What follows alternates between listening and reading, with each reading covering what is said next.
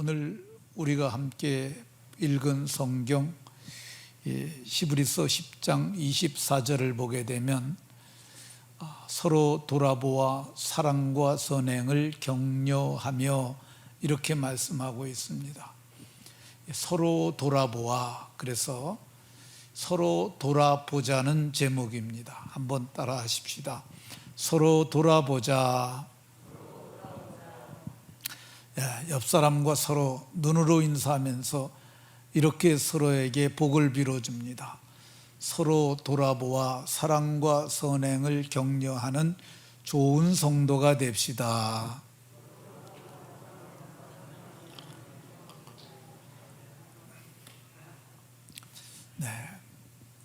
서로 돌아보아 사랑과 선행을 격려하고 의의 열매를 많이 맺는 복되고 아름다운 성도들이 다 되시길 예수님 이름으로 축원합니다. 요즘 코로나 중이지만 그럼에도 엄청 바쁘게 살아가는 사람들이 있습니다. 우리가 1970년대 이후에 정말 숨가쁘게 살아왔습니다. 서울 대학로에 가게 되면 해오름 극장이라고 하는 극장이 있다고 그럽니다. 거기에서 1987년에 바쁘다 바빠라고 하는 연극이 초연이 됐습니다. 2012년에 100만 관객이 그걸 봤다고 그럽니다. 2012년까지면은 25년 동안 공연을 한 거야. 참으로 많이 했겠죠. 전 저게 끝인 줄 알았더니 2014년에도 공연이 계속되고 있더라고요. 2014년까지 하면 27년을 공연을 했습니다. 저렇게 많이 바쁘다 바빠를 봤다는 얘기는 저 연극을 보니까 너무 우리 사는 거하고 똑같아 공감을 했다는 얘기죠. 그리고 재미나니까 입에서 입으로 소문이 나서 글이 됐던 것 같은 생각이 듭니다. 이 대한민국 역사상 우리 세대가 가장 바쁘게 살았던 것 같습니다. 우리 민족의 역사를 몇천 년 얘기를 하는데 가장 바쁘게 살았던 세대가 아닌가 생각이 듭니다. 성경은 바쁘게 사는 그리스도인들에게 바빠도 서로 돌아보라고 이렇게 얘기를 합니다. 바빠도 서로 돌아보라. 그러면 바쁜 가운데서도 서로 돌아볼 수 있는 사람 어떤 사람일까? 21절에 보면 큰 제사장이 나옵니다. 큰 제사장으로 말미암아 마음의 뿌림을 받은 사람들이 돌아볼 수 있습니다. 이 큰 제사장이 누구냐? 큰 제사장은 장래 조훈일의 대제사장으로 오신 그리스도십니다. 장래 조훈일의 대제사장으로 오신 그리스도. 이분이 성경을 보면 우리 마음에 뿌림을 받게 하셨다고 얘기를 합니다. 우리 마음에 뿌려졌다는데 우리 마음에 뿌려진 게 뭘까? 베드로 사도는 베드로전서 1장 2절에서 예수 그리스도의 핏뿌림을 얻기 위하여 우리가 택함을 받았고 마침내 마음에 뿌림을 받은 사람들이 성도들이라고 얘기를 합니다. 성경은 피 흘림이 없이는 죄 사함을 받을 수 없고 피 흘림이 없이는 정결케 됨을 얻을 수 없다고 얘기를 합니다. 그럼 이 핏뿌림을 통해서 정결케 되고 죄 사함을 받은 사람들이 누굽니까? 바로 접니다. 바로 그리고 여러분들이에요. 피 흘림을 통해서 속죄받고 속량받아서 그래서 서로 돌아볼 수 있는 사람들이 되었으니 서로 돌아보는 복이 모두에게 있으시기를 예수님 이름으로 축원합니다. 두 번째, 어떤 사람들이 서로 돌아볼 수 있을까? 악한 양심으로부터 벗어난 사람들이 서로 돌아볼 수 있다고 얘기를 합니다. 우리 모두에게는 양심이라고 하는 것이 있습니다. 양심은 옳고 그른 것, 선하고 악한 것을 분별하는 인간 최후의 보루라고 이렇게들 말하는 사람들이 있습니다.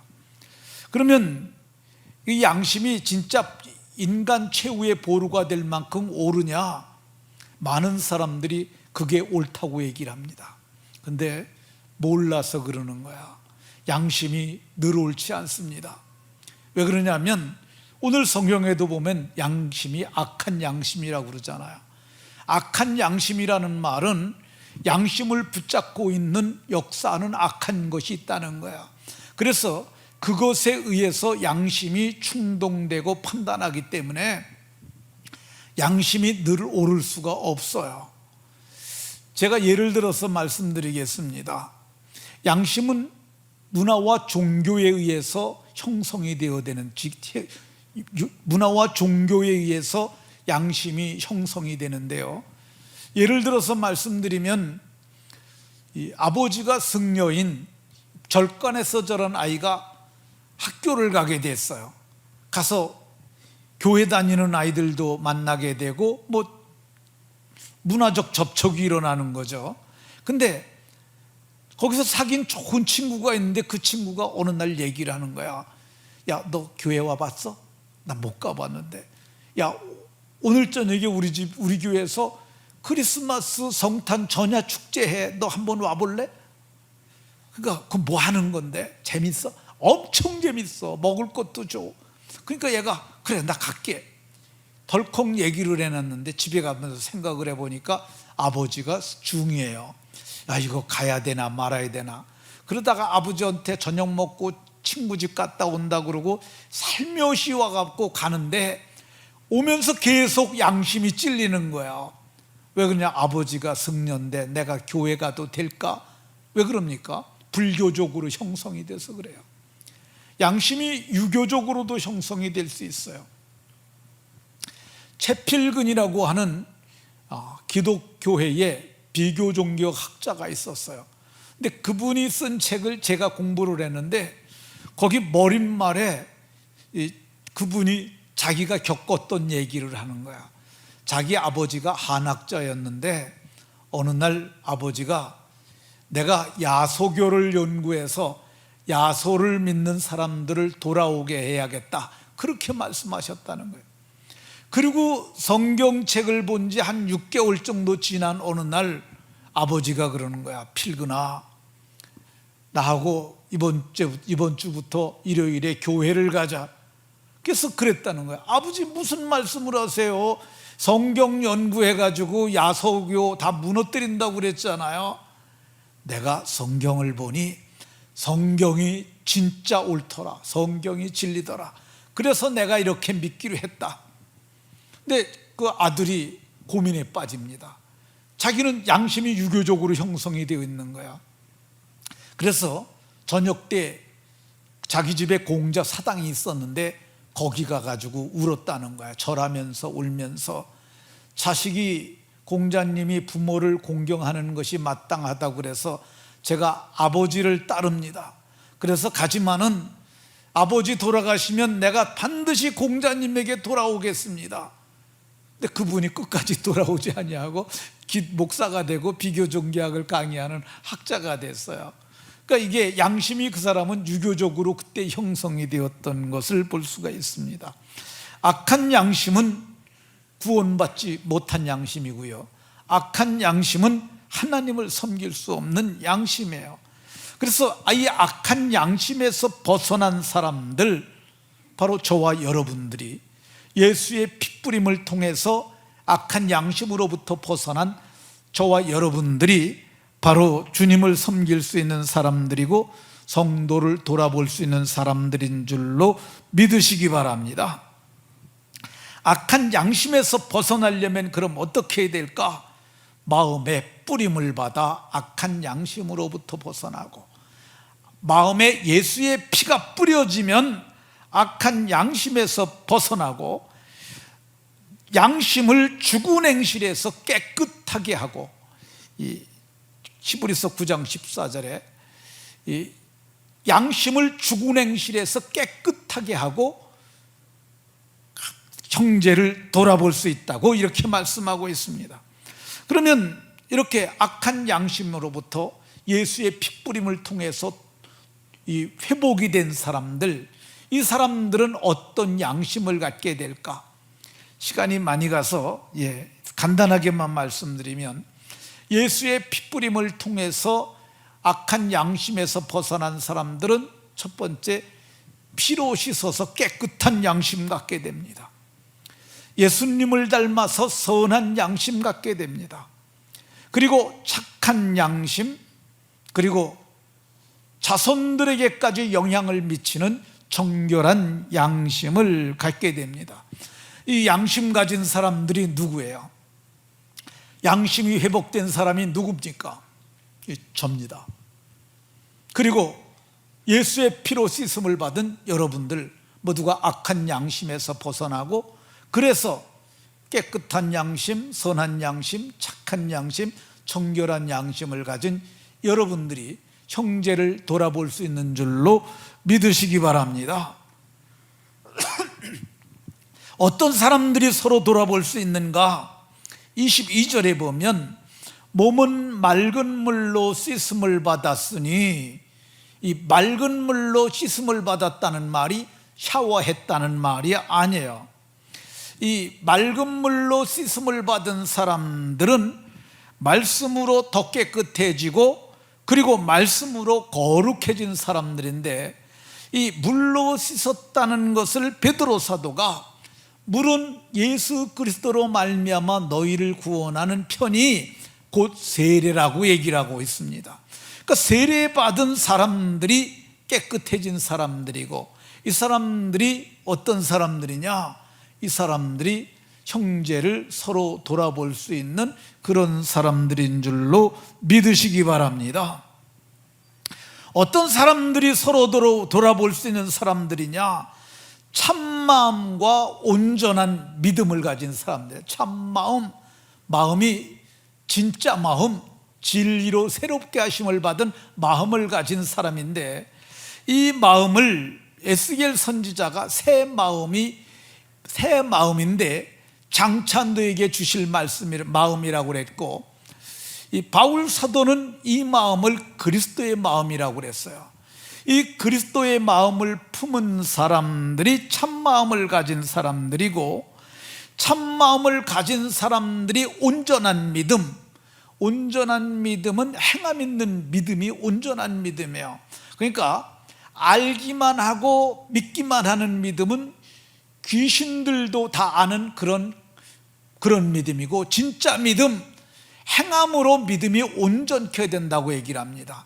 아는 것과 행하는 것이 같은 행함 있는 믿음이 온전한 믿음의 사람들인데, 이 사람들이 어떤 사람들이냐? 성경은 이 사람들이 바로 형제를 돌아볼 수 있는 사람들이라고 얘기를 합니다. 저와 여러분들이 참마음과 온전한 믿음을 가졌으므로 능히 돌아볼 수 있는 줄로 믿으시고 늘 돌아보는 복이 있으시기 바랍니다. 어떤 사람들이 서로 돌아볼 수 있느냐? 믿는 도리의 소망을 굳게 잡은 사람들, 믿는 도리의 소망을 굳게 잡는 사람들이라고 그랬는데, 믿는 도리가 뭐냐? 도리가 이게 신앙 고백을 믿는 도리라고 얘기를 해요. 헬라말로는 호몰로기아스라고 그러는데, 그걸 우리말로 번역을 하게 되면 사도신경이 믿는 도리의 고백이에요. 그러니까 사도신경에 보면 우리가 오늘도 예배 때 이거 고백을 했잖아요. 그게 믿는 도리예요. 믿는 도리의 내용을 크게 보면 6가지 정도로 구분을 하는데, 찬송가 앞에 보면 믿는 도리의 고백인 사도신경이 2개로 나와요. 우리 합동 측 교회는 위에 있는 걸 합니다. 근데 저희는 밑에 거를 해요. 저희 교회는. 왜 제가 밑에 걸 하냐면은, 처음에 이게 성경이 번역됐을 때 바꾸라고 그랬어요. 바꿀 때 보니까 그게 밑에 거만 있는 새로 번역된 것만 있었어요. 우리는 그것까지 다 바꿔서 했는데, 나중에 총회에 정치하시는 장로님, 목사님들이 제가 보기엔 신학자들이 그거 반대했을 것 같지가 않아요. 우리는 옛날 거로 다시 한다 그러고 옛날 거로 다시 돌아가 버렸어요. 근데 저희도 돌아가야 되잖아요. 근데 저는 안 돌아갔어요. 왜 안 돌아갔는 줄 아십니까? 새로 번역된 게 맞아요. 더 잘 됐어. 그게 그렇잖아요. 여러분들 옛날 사도신경에 보면 저리로서 그런 말을 나오잖아요. 저리가 뭔지 아세요? 헬라 말로는 가르라는 단어인데 그거 아는 사람 거의 없어요. 근데 그런 걸 왜 계속 주문 외우듯 차려내는 거냔 말이죠. 저는 옳지 않다고 생각을 해요. 사도신경을 보면 나는, 이게 옛날 거는 전능하사 천지를, 내가 아니고 하나님이 먼저 나와요. 근데 고백은 내가 하는 거예요. 그래서 저는 나는 전능하사 천지를 전능하신 아버지 하나님, 천지를 창조하신 하나님을 믿습니다. 내가 고백하는 건 내가 믿는다는 거야. 전능하신 아버지 하나님, 천지를 창조하신 천지의 창조주를 믿습니다. 저 이게 얼마나 고백이 좀 훌륭합니까? 두 번째 줄에도 나는 그의 유일하신 아들 우리 주 예수 그리스도를 믿습니다. 누가 믿는 거예요? 내가 믿는 거잖아요. 믿음의 고백이 이게 훌륭해서 이거를 하는데 아직까지, 근데 노회 가면은 옛날 거로 합니다. 제가 사회를 한다고 그럴 때는 거기 다 그거 옛날 거 하니까. 근데 제가 어느 날 그 노회 목사님들 모였을 때 그랬어요. 우리 이거 바꾸면 어떻겠느냐고. 그랬더니 목사님들 중에서 연세 많으신 분들이 눈빛이 안 좋으세요. 근데 한 목사님이 그걸 한번 보자고 같이 봤어요. 그러고 나서 그분이 그러더라고. 뭘 아는 거죠. 이번 번역이 더 잘 됐다고. 그렇잖아요. 신앙 고백은 내가 하는 건데, 신앙 고백은 내 고백이에요. 나는 천지를 창조하셔 전능하신 아버지 하나님, 나는 유일하신 아들, 내가 들어가야죠. 어쨌든 믿는 도리의 고백을 굳게 지키는 사람들, 그 믿는 도리를 크게 보면 하나님이 천지를 창조하신 하나님, 동정녀 예수 그리스도에게 나신 그리스도, 십자가에서 대속하신 예수님, 죽은 자 가운데 부활하신 예수님, 그리고 하늘로 올리우신 예수님, 그리고 살아나 있는 자와 죽은 자를 심판하실 그리스도. 이게 믿는 도리의 고백이죠. 이걸 믿는 사람들이 누구예요? 이 고백하는 사람들이 누굽니까? 제가 하고 여러분들이 합니다. 그러니까 저와 여러분들이 형제를 서로 돌아볼 수 있는 줄로 믿으시기 바랍니다. 그럼 왜 우리가 돌아봐야 하느냐? 우리는 예수의 피로 형제가 되었기 때문에 그렇습니다. 형제들아 그러잖아요. 19절 그러므로 형제들아. 이 아델포스라는 말이 형제들아라는 뜻인데, 형제가 되려면 몇 가지의 공통분모가 있어야 돼요. 첫 번째, 피가 같아야 형제입니다. 근데 우리는 예수의 피로 속량 고죄 사함을 받았어요. 그래서 예수의 피로 우리는 가까워진 사이가 되었어요. 그리고 형제가 되려면 아버지가 같아야 돼요. 성경은 너희가 이제 아바 아버지, 하나님을 아빠 아버지라고 부르게 됐다고 얘기를 하고, 그래서 너희가 하나님의 권속이요, 권속이라는 말이 뭐냐면 하나님의 가족이 됐다는 말이에요. 그러니까 하나님의 가족이 됐으니까 아버지가 애들이 안 들어오면 걔 여태까지 왜 안 들어오냐고 이게 그러잖아요. 이게 돌아보는 거야. 간섭이 아니고 애들의 형편을 살펴보는 거죠. 시집가서도 보면은 또 아버지가 걔 애기 난다는데 어떻게 애기 순산을 잘했나, 또 애가 잘 자라는가, 그런 거 살펴보잖아요. 이게 돌아보는 거예요. 성경은 우리가 왜 돌아보아야 하느냐?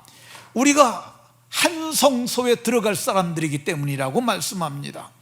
우리가 예수의 피를 힘입어 성소에 들어갈 담력을 얻었다고 그래요. 담력이 배짱이라는 뜻이에요. 근데 배짱 중에는 똥배짱도 있어요.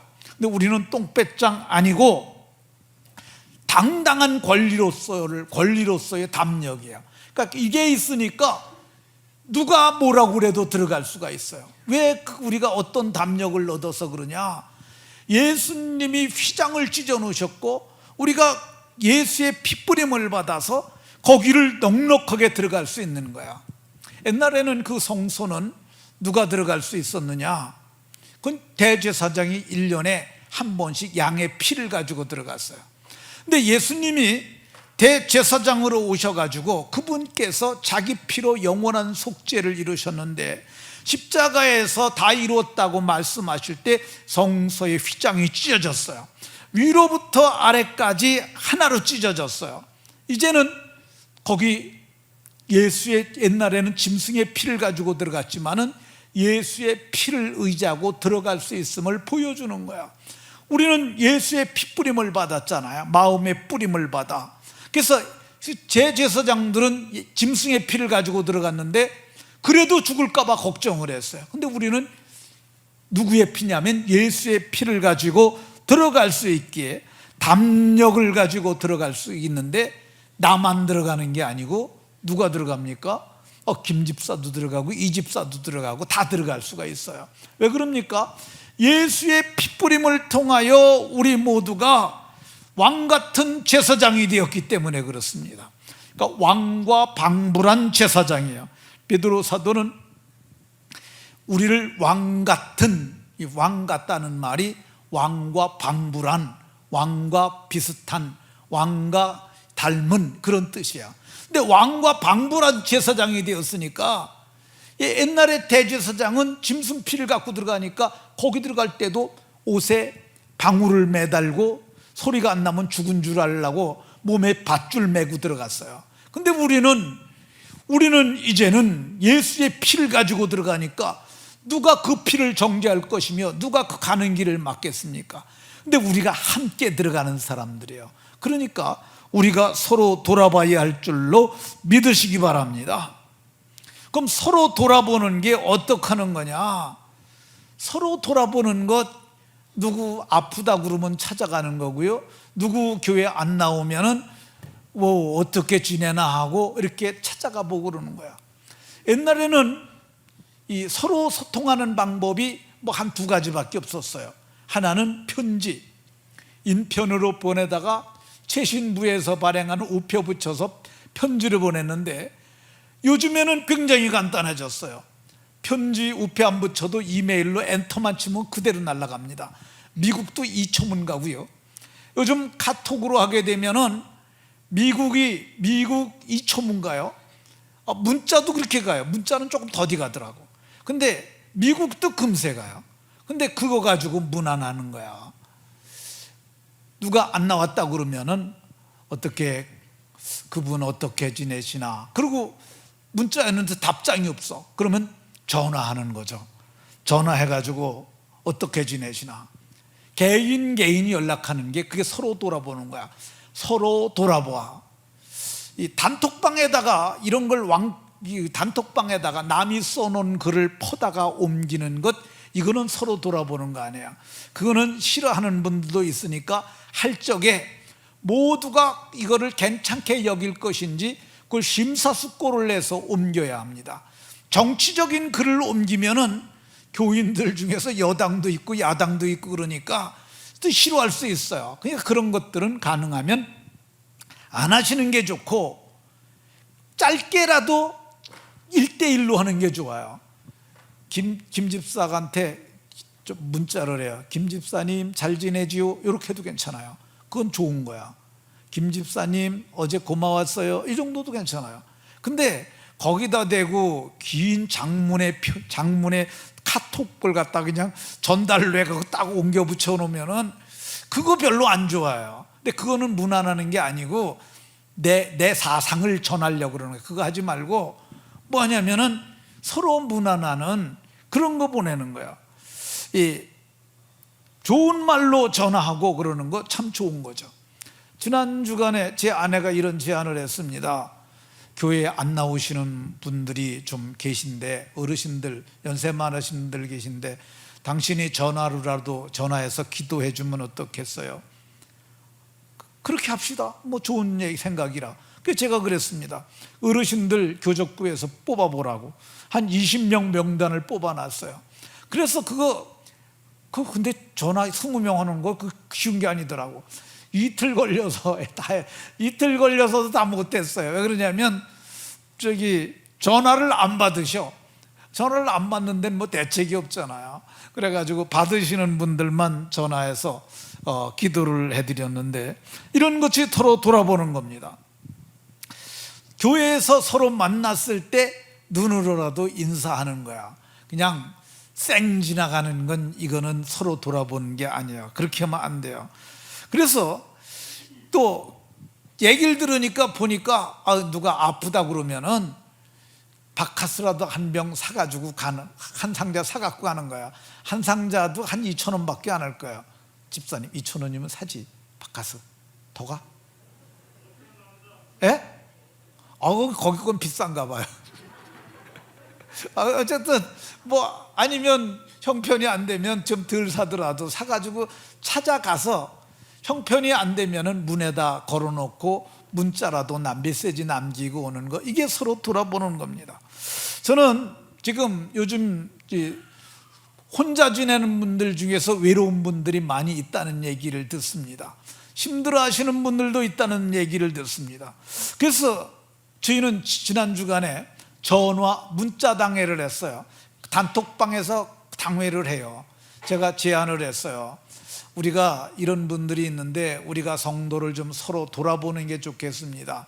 하루에 한 번씩 한 사람에게 전화나 문자하기. 그래서 111 운동이라고 그러면 어떻겠느냐. 그러다가 111인 좀 말이 잘 안 이어져서 한 사람이 한 명씩이니까 한 운동으로 하면 어떻겠냐 그랬더니, 또 담임 목사가 한 씨라 또 이상하게 생각할 수도 있지 않겠느냐. 그래서 문장로님이 해피 바이러스라 그러면 어떻겠습니까? 그래서 해피 하면은 또 이게 영어니까 또 한번 번역되면 번거로우니까 행복 바이러스면 어떻겠느냐. 그래서 코로나 바이러스를 이기는 행복 바이러스 운동, 이렇게 하기로 했습니다. 그러니까 이거를 하기로 했으니까, 당회가 결정을 했으니까 가능하면 좀 따라 주시기 바랍니다. 그럼 우리가 전파해야 될 바이러스가 뭐냐? 섭섭한 거 풀어주세요. 미안해요 하는 거 좋은 겁니다. 한번 따라해 보세요. 미안해요. 두 번째, 감사해요. 사랑해요. 힘내세요. 참 잘했어요. 이런 것들이 격려의 말, 이런 것들이 서로를 돌아보는 말이라고 생각합니다. 그래서 제가 생각을 했어요. 이거 그냥 하자고 그래도 안 할 것 같아 갖고 점수를 매겨야겠다. 그래서 이제 주보에 보게 되면 여기 이렇게 나왔어요. 제가 그러니까 그 행복 바이러스 운동 시작 1일차, 오늘이 1일차예요. 그러니까 다음 주에는 7일차가 되겠죠. 이런 식으로 일자를 매기면서 목장별로 하루에 한 번씩 했는지 안 했는지 해가지고 그걸 통계를 내는 거야. 그래서 11월 말쯤 해가지고 아주 큰 상을, 1등한 목장에는 큰 상을 주면 어떨까? 한 100만 원 정도. 그렇게 하면은 사랑과 선행을 우리가 더 격려할 수 있지 않겠습니까?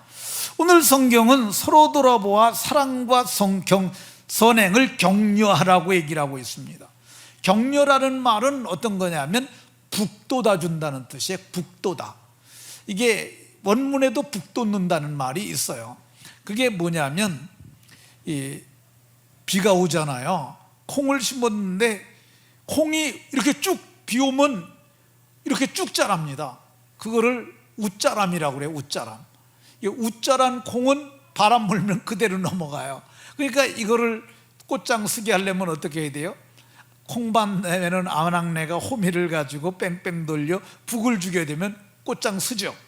콩이 꽃장 쓰면은 거기서부터 콩대에서 뿌리가 나와가지고 이게 뿌리를 내리면서 견고해집니다. 그래서 성경은 오늘 우리에게 말하길 뭐라 그러냐? 서로 사랑과 선행을 격려한다 그러는데, 사랑과 선행을 무엇으로 격려하느냐? 성경은 뭐라 그러냐면 이 허다한 죄를 덮는 사랑으로, 사랑의 마음으로 그렇게 하라고 얘기를 하고 있습니다. 실제 있었던 얘기인데요. 미국의 시골에 한 사고를 잘 치는 아이가 하나 있었어요. 그리고 지가 잘못했는데도 얼마나 말을 잘하는지 어른들이 못 당할 지경이에요. 사람들이 걔를 미워했어요. 아우, 저놈 자식 아주 그냥, 우리도 그러잖아요. 그런 애들 있잖아요. 근데 믿음 좋은 할머니가, 교회 잘 다니시는 믿음 좋은 할머니가 그랬어요. 걔를 불렀어요. 그리고 맛있는 걸 줬어요. 그러면서 말했어요. 너는 내가 보니 참 똑똑한 아이더라. 그리고 너는 말을 참 잘하는데 너 그 말 잘하는 말로 하나님 말씀을 전하면 참 좋겠다는 생각이 든다. 근데 애가 그 말을 듣는 순간 충격을 받았어요. 그래, 내가 하나님 말씀을 잘 전하는 사람이 되면 좋겠다고 그러는데, 그러면서 그때부터 교회를 열심히 다니면서 하나님 말씀을 배웠어요. 그리고 그 말 잘하는 말로 정말 그가 복음을 전하기 시작을 했어요. 20대에 그가 복음 전도자가 됐어요. 그 사람이 빌리 그레이엄입니다. 저 사람이 세계적인 부흥 강사가 됐어요. 1972년도에 여의도 한강 백사장에서 100만 명이 모이는 대규모 집회가 일어났는데 주강사가 빌리 그레이엄이었어요. 지금 저 뒤에 보이는 조그만 교회 있죠? 그게 여의도 순복음교회예요. 그러니까 저게 100만 명 안 되겠어요. 저게 무지무지하겠죠. 옆으로도 사진이 그때만 해도 카메라 기술이 적었는지 다 안 나왔어요. 근데 정말 저렇게 많은 인파가 모여가지고 그랬어요. 근데 이 사람이 수많은 사람들을 변화시켰죠. 제 신학교 동기이기도 하고 지금 태국에서 그 대학원을 세워갖고 거기서 대학원 과정을 가리키는 김석우라는 목사가 있어요. 근데 이 친구가 어느 날 저한테 전화를 해서, 형, 저 태국 가요.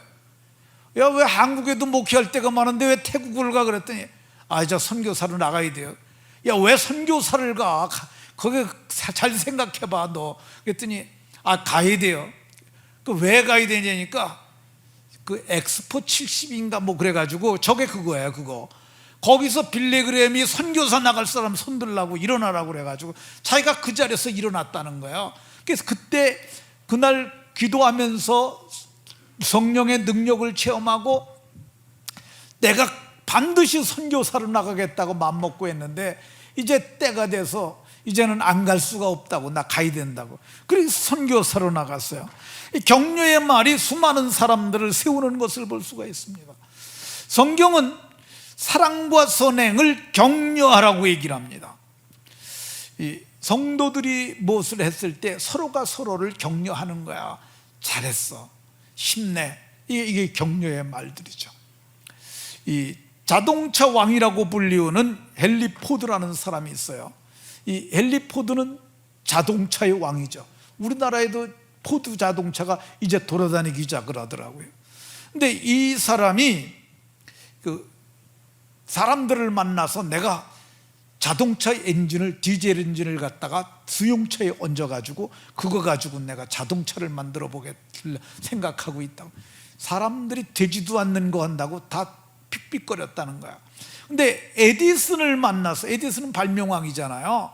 근데 에디슨을 만나서 얘기했더니, 에디슨이 전구를 발명한 사람이잖아요. 최초의 전구가 저만했어요. 근데 요즘은 요만한 것도 되잖아요. 옛날엔 저렇게 컸다고요. 젊은이, 이것은 걸작이야. 자네는 해난 거나 마찬가지일세. 근데 이 사람이 마침내 한 5년 지나서 그걸 만들어냅니다. 근데 그걸 만들어냈을 때 사람들이 그랬어요. 어떻게 이걸 만들으셨습니까? 그랬더니 에디슨에게 내가 그 얘기를 했을 때 자넨 해낸 거나 마찬가지라고 그럴 때 나는 그때 천하를 얻은 것처럼 격려를 받았다고. 그래서 그때 용기를 얻어서 내가 지금 이걸 해냈다고 그랬습니다. 우리의 칭찬과 격려가 사람을 살리고 세우는 줄로 믿으시기 바랍니다. 우리가 서로 돌아봐야 하는 이유가 뭐냐? 저들을 권하여서 잘 모이게 해야 하기 때문에 그렇습니다.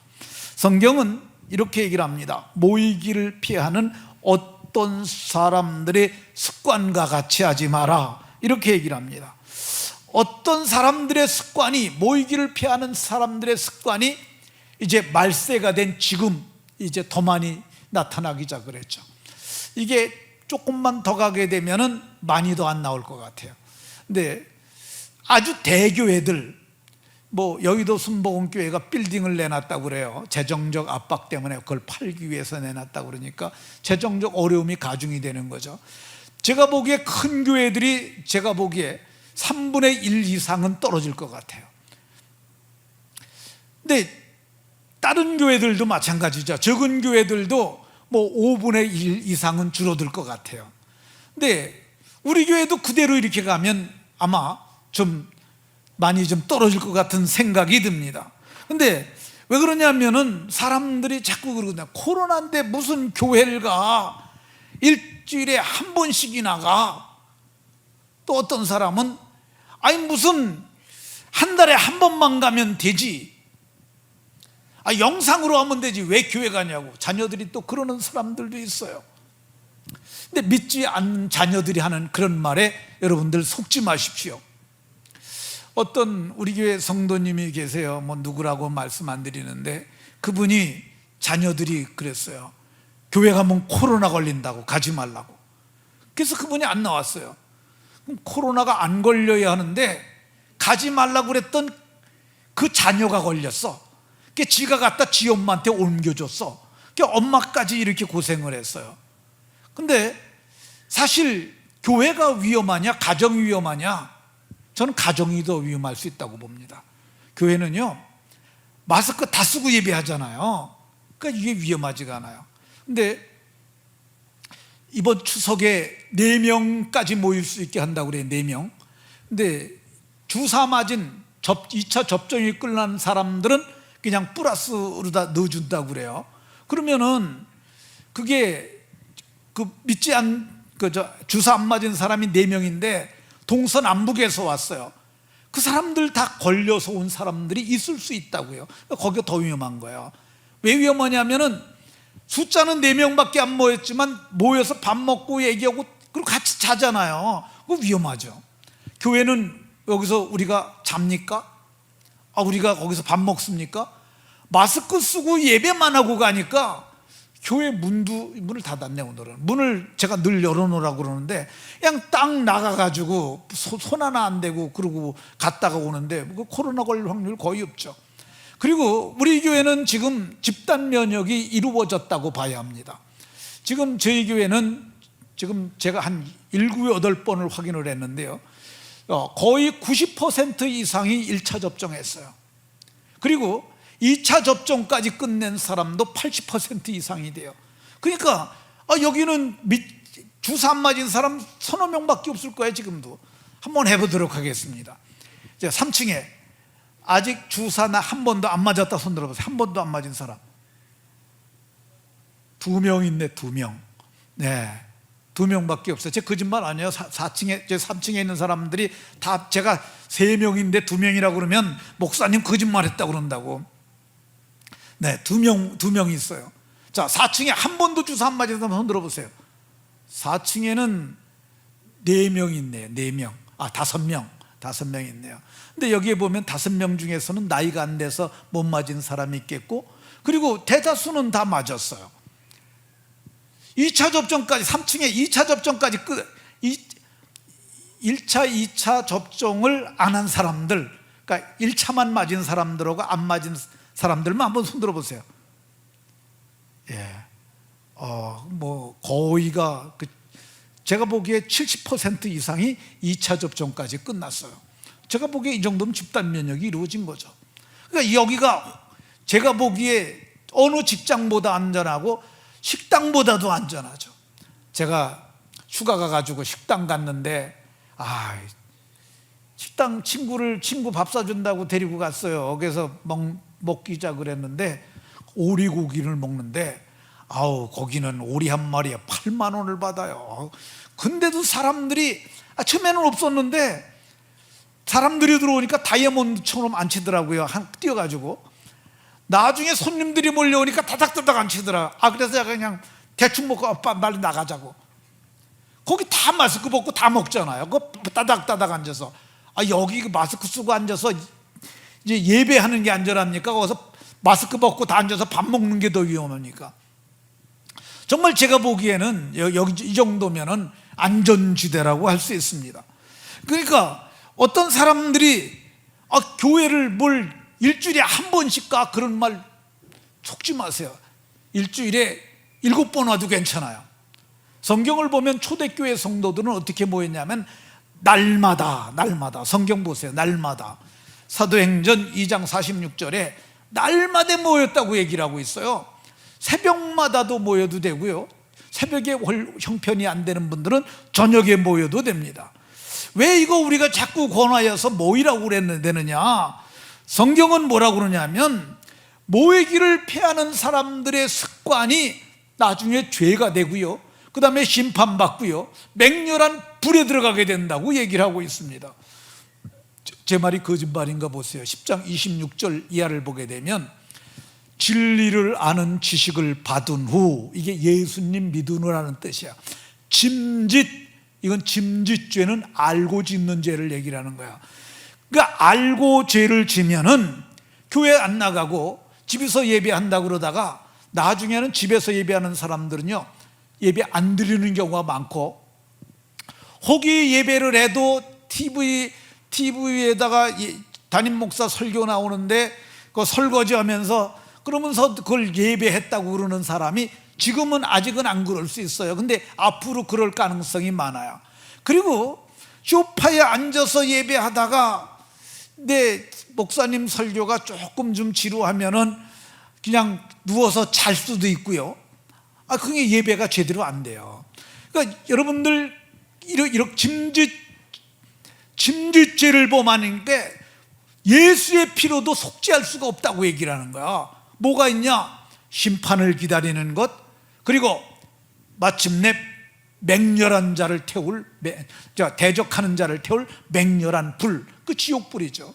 지옥불이 있다고 얘기를 합니다. 그러니까 모이기를 피하는 어떤 사람들의 습관을 따르지 말고 우리는 어떻게 해야 되느냐? 열심히 모여야 하고 예배해야 합니다. 목사님 자리가 없잖아요. 일부에 다 나오세요. 일부에 다 나오면은 5층에 가서 예배하면 됩니다. 이거 5층에 지금 중고등부 예배하고 있거든요. 5층에 올라가서 인원이 많으면 5층으로 올라가면 돼요. 영상 장치가 테레비 86인치짜리 해놓고 스피커 좀 짱짱한 거로 해놔가지고 잘 나옵니다. 거기서 예배하는 거야. 근데 거기서 예배를 하면은 가정에서 그 예배하는 게 다른 게 뭐냐면은, 여기 장로님이 찬양을 열심히 하는데 집사님이 그냥 좀 안 하려고 그래도 그렇잖아요. 장로님이 그렇게 하니까. 그리고 장로님이 일어나시는데 권사님도 일어나는데 안 일어날 수 없잖아요. 그러니까 다 일어나서 찬양하고 그리고 기도하고 여기와 똑같은 형태로 예배를 해요. 고영한 집사님이 중고등부를 맡고 있습니다. 그런데 제가 가끔 물어봐요. 애들 예배 잘해? 예, 잘해요. 진짜 잘해? 진짜 잘해요. 잘하게 해야 돼. 애들은 아직 접종 안 했잖아요. 방역 잘해야 된다고. 마스크 잘 쓰게 하고요. 이번에도 애들한테 중고등부 수련회 하면서 애들한테 물만 먹였어요. 물만. 그리고 갈 때